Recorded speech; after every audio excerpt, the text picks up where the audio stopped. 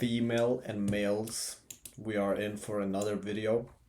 A little bit of a different camera angle here because, you know, this is my MacBook and this is my monitor.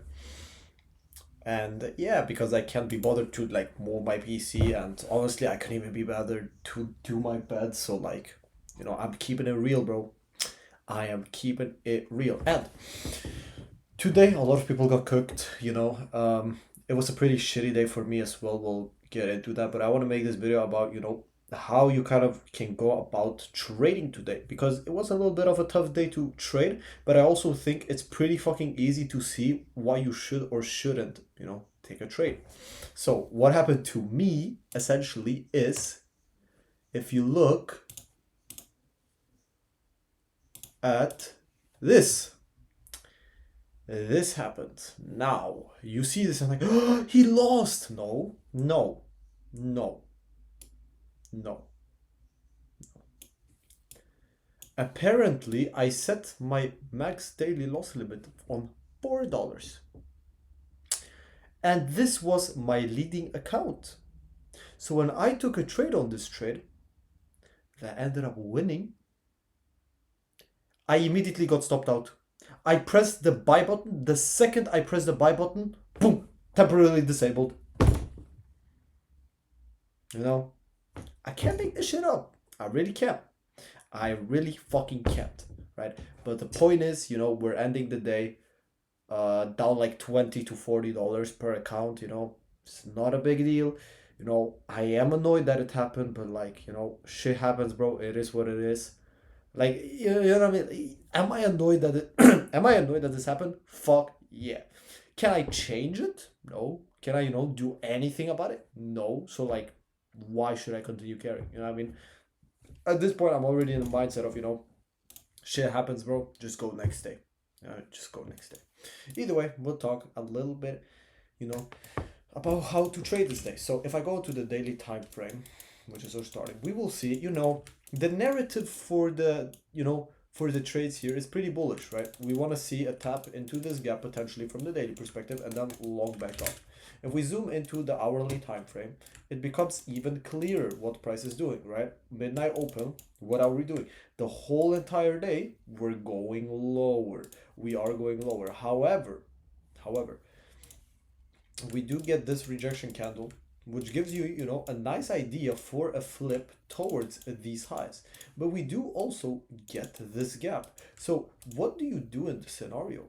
We have this hourly gap, which is a pretty good gap, right? Like, I can't really say anything bad about it. The only thing that I can reference to is the overall draw is bullish. So preferably, you know, especially when you see this kind of rejection, you want to stay with that idea, right? But for the most part here, right, like, you don't kind of want to long into these gaps. But at the same time, you know, this low is so sketchy to be taken. You don't really want to, you know, short towards it. So what do you do? From an hourly perspective, the second this low has been taken, and especially after this candle has been taken, your mindset should immediately flip bullish towards this gap. Now, you have no idea in the moment whether we are going to do this, right? Or if we're going to do this. But the key point is that if you are to get a long, the best long will happen when we do this. And if you are to get a short, you know, the best will happen when we do this. So zooming into the time frame, this hourly gap is an important gap to mark going into the day. You go into a 15-minute and you ask yourself, okay, what can I do now? So on the 15-minute, there's absolutely nothing here. We inverse this 15-minute, right? So you can look for buys here on the 5-minute. We can look at that as well. Then on the 15-minute here, we create this gap right here, right? And we respect it. So now essentially, what have we done? We've shifted this, right? But now the important part is, right? Combine the idea of the hourly gap that you don't really want to long into it, right? Combine that idea with the fact that after we got this displacement, which is 830 news, right? Which is this range right here, we created nothing. There's no gaps here, right? Can you tell how there's no gaps here? So what is your immediate thought? Well, your immediate thought should be, you know, okay, well, this low could become the retracement, right? This low could become the retracement. So in order for this to even give you an entry short, what do you need? You need a 5 minute entry. Why do you need a 5 minute? Because it's an hourly gap. It's an hourly gap, right? The 15 minute is now indicating, we are not giving you anything more to long off of, right? So what is the most reasonable thing is to go short, to look for shorts, not to go short. Sorry, keep that in mind. Keep that in mind. I'm gonna remove yes. So now what do? You zoom in. Also, I want to say again, this gap is absolutely beautiful for longs. If you saw this right here, taking longs off of that gap is beautiful. It's beautiful. It's beautiful.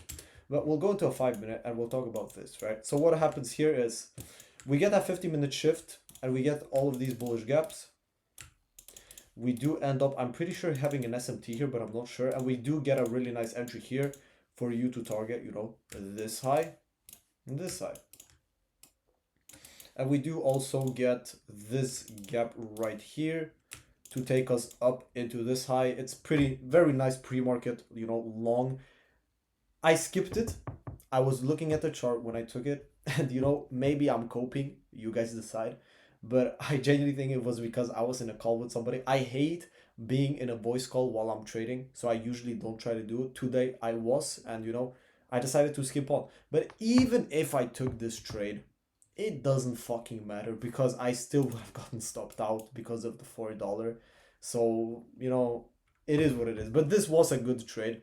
This was a good trade. I just kind of skipped out on it, right? Then the 15-minute gives you another. But regardless, going into this kind of idea now, you're in the hourly gap and you are bullish overall, but you don't really want to go against, the hourly gap. Then we create this gap right here with a bearish candle like this. We sweep this high and the next candle just dumps in here. What is the most reasonable thing for you to do?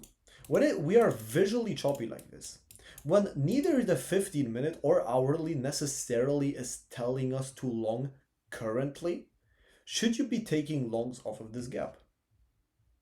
I would argue no, right? I would argue no. The most reasonable thing, in my opinion, to have done here is to wait. Wait for what? Wait for this. If we got a move like that through this gap, inversing it, I would be 100% on board for shorts towards this low and then potentially long. But here's the key point. We didn't get that. So what is your idea? Well, again, go on the hourly, right? For you to take a long, preferably, we either have to tap this gap, go back down into these lows, and go straight back up. Or we need to inverse this gap, right? We need to inverse this gap. So although having the idea to short, in my opinion, is the most correct thing to do in this gap, the thing is, again, there is nothing here for you to short. The only possible short, the same idea that you had on the hourly, the same idea. The only reason you would short this is if we inverse and displace through this gap. And every single time, wick, we never inverse it and we never displace through it. So again, you have no shorts. I'm not saying that you should be shorting it. I am saying the most reasonable idea would be that we are going to inverse this gap on this candle right here or towards 930 when we sweep this high, expecting this to, maybe sweep this high and boom, displace through. And then you entry. But it never happened.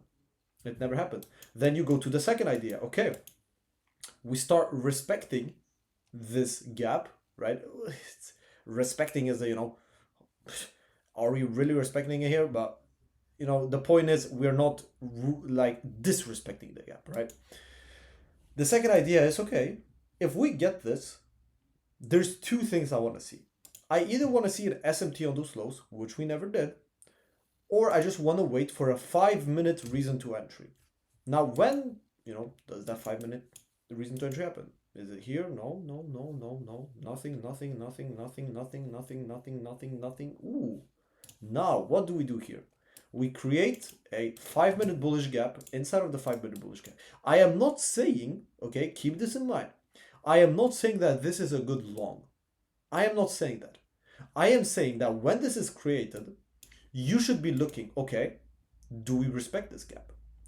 And when we get a candle like this with a, wick pretty much fully covering this gap, closing all the way here, inversing this becomes, a pretty fucking good kind of breakout out of the range. But even if you waited for something like this or all the way up here, that is still not bad.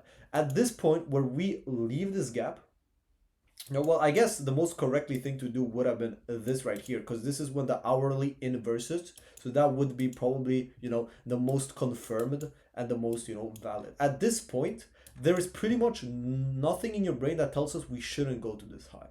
But now, I talked about, how to think and how you, could have read this day, right? How to read it correct. And again, I hope you guys can appreciate that it's not difficult. I am not telling you some secret. I'm just telling you basics, in my opinion. Basics. And that's how I trade. Just keep that in mind as well. I trade like this. I'm not saying this like as a hypocrite. This is exactly what I'm thinking when I'm looking at this market. Exactly what I'm thinking. I told you guys, how you could have read this logically. Do I think these longs are good? Fine, yes. Yes. If you caught this, you played this amazingly. You played this perfectly. I couldn't get it because obviously I had this drawdown and I ended up going outside for once, to play football. But again, do I think this is a good long? Sure. I think you played it perfectly. Do I think you should take this trade? No. If somebody asks me, oh, I missed this trade, should I have taken it? No, no, just to get that out of your mind. This is not a missed entry. Yes, if you were on the chart, you managed to read it perfectly and you got it, fine. Good for you, right? It's good. It's good. I'm not saying it's bad. But if you're looking at this and be like, oh, I missed a good entry. No, this is fried, bro. This is fried. Why is this fried? Well, just zoom out here. Why would you ever in your righteous mind want to trade when you see the market doing this? And you never know, because right here, you might be like, now we might get the displacement. And then the next candle does this. And then the next candle does this. And then this, and then this, and then this, and then this. And keep in mind, this is all 5-minute candles. So this is not 1 minute. This is not seconds, right? This is 5 minutes, 10 minutes, 15 minutes, 20 minutes, 25, 30. Just keep on going, keep on going. And you're just waiting for this to happen. Again, if you had the right idea, if you read it, logically, you ended up taking it, fair play to you. If you longed instantly based off this gap, you are low-key cooked, but I understand your idea, but I would never in my life do that, right? If you stayed through all of this price action, stayed patient, didn't get FOMO, didn't end up entering, and only took this trade, honestly, respect. But like at the same time, go get a job, because why are you, actually looking at paint drying for 2 hours? You know what I mean? Like, I will tell you this, bro. On days like this, if you expect this type of shit happening, at least do not sit on the chart, because I promise you there is so many people that blew their accounts today. Because, they looked for those longs, but, maybe they weren't as patient. And the more time you give yourself on the chart, the higher chances, you will end up taking a stupid trade, because your mind will start seeing things, right? My best ever trades happen when I hop on the charts and I'm genuinely just at the right place at the right time. And that is why I like checking the chart so frequently, because then if I see nothing, I just hop off. If I hopped on here and I saw this, I would hop off. If I hopped on here and I saw this, I would hop off. If I hopped on here and saw this, I would probably fucking stay on, right?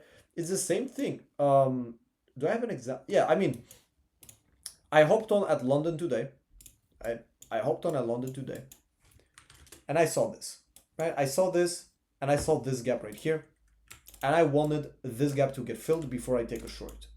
Guess what? This gap never got filled, right? I stayed here for how long? How long did I get it? Yeah, right here. When this candle happened, I hopped off. It's pointless. Like, I'm not gonna get a trade at this point. We are just gonna go to the slow, and it's just pointless. Honestly, even after this candle, when I see this and it goes all like, I gave it one more chance, but 9 times out of 10, when I see this, probably not gonna end up, touching the gap anymore. But it's again, I saw something clean, I stayed, it didn't happen, I left. I came back. I low-key skimped out on this, but like it is what it is. And I either way would have hit this. And then I saw this, and I took it, and then I got stopped out because I'm retarded. It's not my fault, by the way. This is TopstepX's fault. I am 100% sure. But yeah, that's about it though. That is, about it. Is it a difficult day to trade? Yeah, I would say so. If you're trading primarily AM session, yeah, you probably got fried today. A lot of people probably did. You know, is this day unreadable? Is this day untradeable? No.